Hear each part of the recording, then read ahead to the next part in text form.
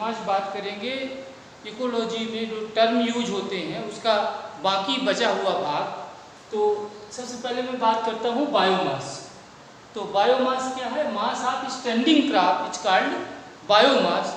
या सरल शब्दों में अपन समझना चाहें तो इस प्रकार समझें कि कोई प्लांट और एनिमल है। प्लांट और एनिमल के पूरी बॉडी से पानी की मात्रा को अपन निकाल दें, ठीक है, सनलाइट या विभिन्न उपकरणों के माध्यम से उसके वाटर को अपन निकाल दें या सुखा दें, ड्राई कर दें, तो जो उसका मास होगा उसे कहेंगे बायोमास। क्लियर हुई बात ना? अब अपन बात करें फूड चेन। फूड चेन में अपन देखें कि कल हमने बात किया था इकोसिस्टम की संरचना। तो इकोसिस्टम की संरचना में प्रोड्यूसर थे, primary consumer, secondary consumer, tertiary consumer और डिकम्पोजर थे, ठीक है। तो आपने देखा था कि प्रोड्यूसर या ग्रीन प्लांट को खाने वाले जो सजीव हैं वो प्राइमरी कंज्यूमर कहलाते हैं। प्राइमरी कंज्यूमर को सेकेंडरी कंज्यूमर, सेकेंडरी को टर्सरी, और टर्सरी की मृत्यु के पश्चात डिकम्पोजर उसकी बॉडी को डिकम्पोज करते हैं। अर्थात आप देख रहे हैं कि जो भोज्य पदार्थ है, ठीक है, वह एक पोषक स्तर से दूसरे पोषक स्तर, दूसरे पोषक स्तर से तीसरे और तीसरे से चौथे और पांचवें पोषक स्तर में क्रमशः जाता है। इस प्रकार से आपको क्या दिखाई देता है? फूड चेन निर्मित होती है। तो फूड चेन की परिभाषा लिखना चाहें तो आप लिख लें, presentation of linear transfer of energy. Presentation of linear transfer of energy from one trophic level to another trophic level is called food chain, ठीक है। अब अपन बात करें फूड चेन कितने प्रकार की होती है? 4 टाइप है उसके, और आपको पता करना है कि कौन कौन से टाइप है, ठीक है। 4 टाइप की है फूड चेन। अपन जब डिटेल पढ़ाएंगे तो उस समय चर्चा करेंगे। एक बात आपको बताना चाहूँगा, यहाँ समझें आप कि फूड चेन में कितने पोषक स्तर अभी देखने लिए आपने 1 2 3 4 5। टी माने trophic level first, trophic level second, trophic level third. तो आपको बताना है कि किसी भी फूड चेन में मिनिमम कितने ट्रॉपिक लेवल हो सकते हैं तथा मैक्सिमम कितने ट्रॉपिक लेवल हो सकते हैं। एक प्रश्न ये है।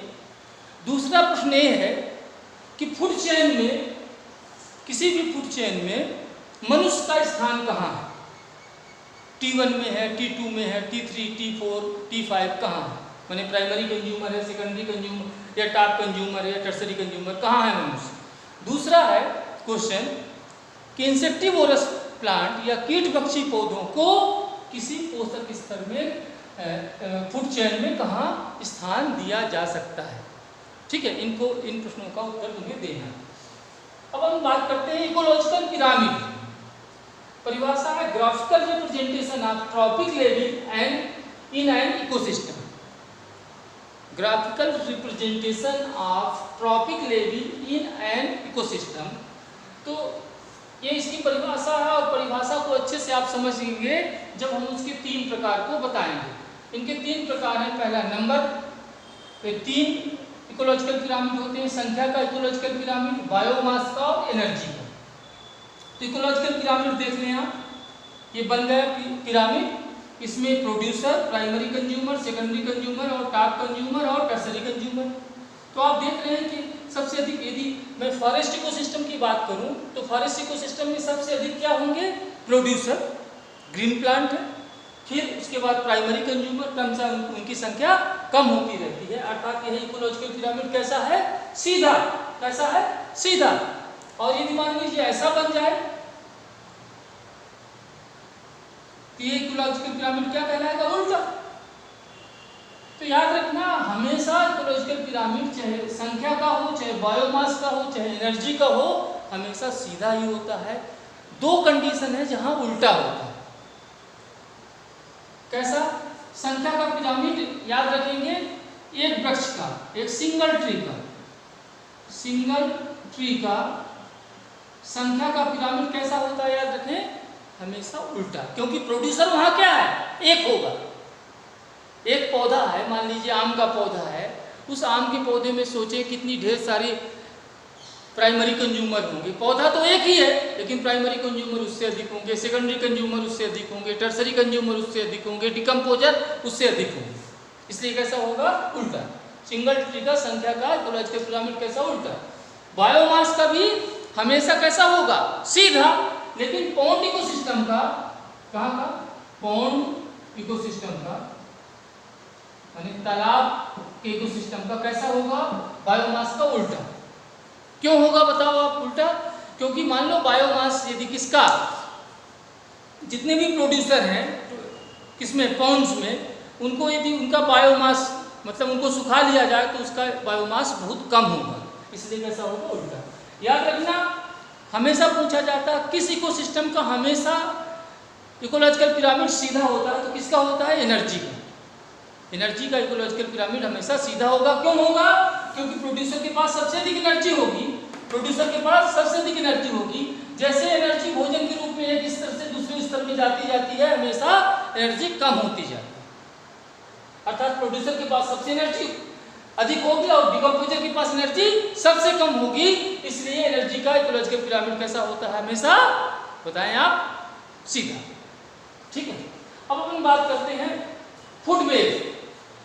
फूड वेव की परिभाषा लिख लें आप, खाद्य जाल भी कहते हैं। Interlocking of food chain. Interlocking of food chain is called food web. Interlocking of food chain is called food web. ठीक है। अब अपन बात करते हैं प्रोडक्टिविटी, हिंदी में कहते हैं उसका उत्पादकता। तो परिभाषा लिख लें, किसी भी प्राणी में अपने